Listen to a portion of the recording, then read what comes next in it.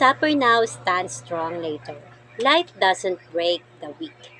It reveals who is willing to grow. If you're suffering right now, this message is for you.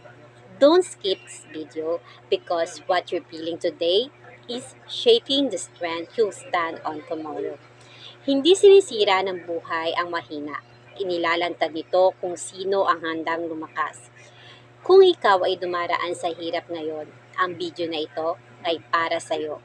Huwag kang aalis dahil ang sakit mo ngayon ang magiging lakas mo sa hinaharap.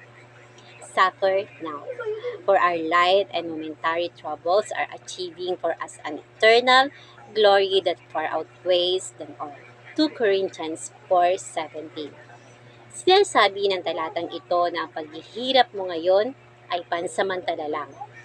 Pero ang bunga nito, karakter, tibay ng loob at pananampalataya ay panghabang buhay. God never wastes pain. Every tear, every struggle, every silent battle is preparing you for a glory you cannot yet see. Marcus Aurelius once said, "The obstacle on the path becomes the path." What blocks you is not stopping you, it is training you. Your hardship is not your enemy, it is your teacher. Ang hadlang sa daan mo ay hindi para pigilan ka. Ito mismo ang daang magpapalakas sa iyo. Ang sakit mo ay hindi kaaway. Ito ang humuhubog sa iyo. Suffer now, stand strong later. Suffering now means discipline.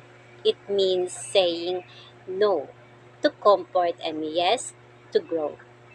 Those who avoid pain stay weak. Those who endure pain become unbreakable.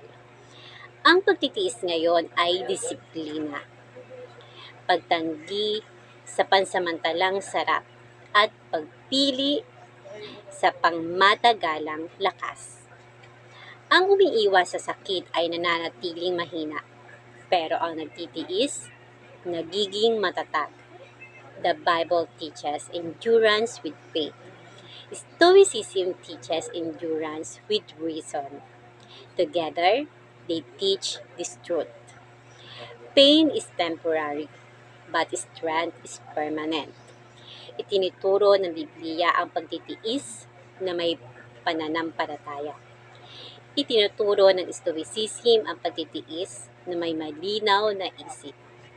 Kapag pinagsama ang